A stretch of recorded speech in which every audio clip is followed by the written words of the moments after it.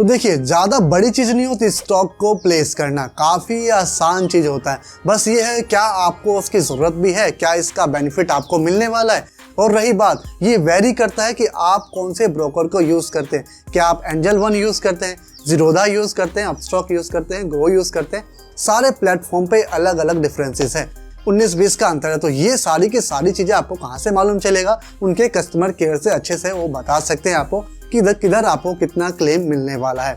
अब रही बात स्टॉक प्लेजेस का प्रोसेस क्या होता है, वो सारी की सारी चीज़ें हम यहाँ पे डिस्कस करने वाले हैं। कितना हमें प्लेज का अमाउंट मिलेगा, कब तक हम यूज़ कर सकते हैं, सारी चीज़ें, इंटरेस्ट लगने वाला है नहीं लगने वाला, तो ये क्या क्या चीज़ें कब कब किधर किधर करना है। तो बन रही है इस वीडियो में।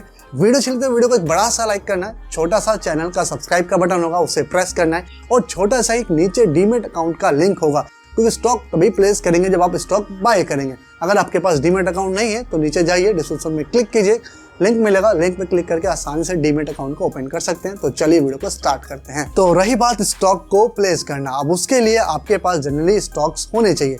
अब वो इक्विटी फॉर्म में हो या फिर कोई डेट में इन्वेस्ट कर रखा है, ETF है, म्यूचुअल फंड है, ये सारी की सारी चीज़ें आपके पास होना चाहिए, तभी जाके आप उसे प्लेज कर सकते हैं किसी भी ब्रोकर के साथ।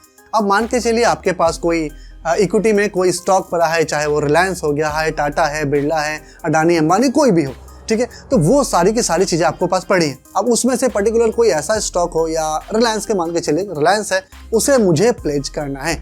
तो यहाँ पे मैं एंजल वन की बात करूँ या फिर ज़ीरोधा की बात करूँ, स्टॉक की बात करूँ, थोड़ा थोड़ा डिफरेंस देखने को मिलेगा। जब हम प्लेज करने जाएंगे तो पर्टिकुलर किसी स्टॉक पे हमें 80% तक का जो है, जनरली बात करूँ तो 80% उसका अमाउंट आपको देखने को मिल जाएगा।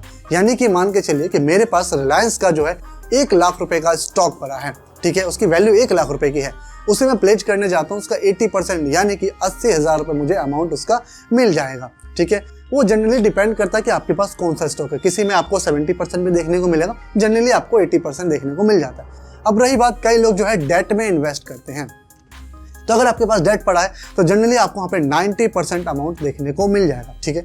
अब यहाँ पे 10% 20% वहाँ पे डेट हो ही जाता है।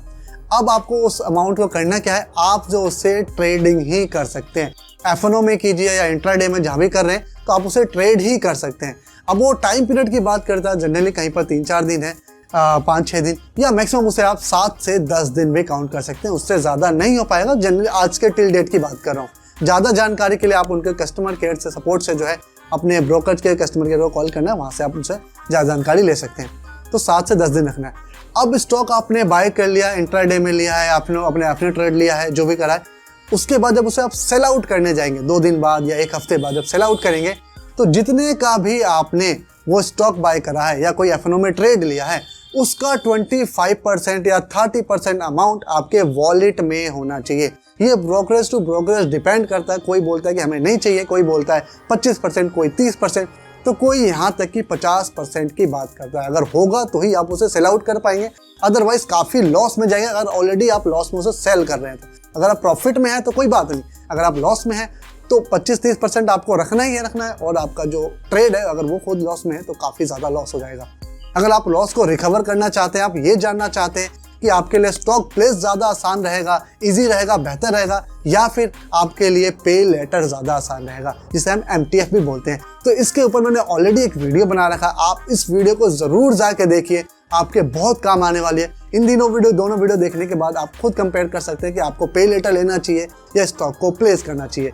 तो ये वीडियो कैसी लगी, वीडियो चले तो वीडियो को बड़ा सा लाइक कीजिए, और आप मुझे बताइए अगर आपने स्टॉक प्लेस करा है किसी ब्रोकर के साथ तो कितना चार्जेस लगा है, कितना आपको अमाउंट मिला है रिटर्न में, वो सारी की सारी चीज़ें मुझे और बाकी सबको बताइए। मिलता हूँ किसी नेक्स्ट वीडियो में, तब तक के लिए बाय बाय।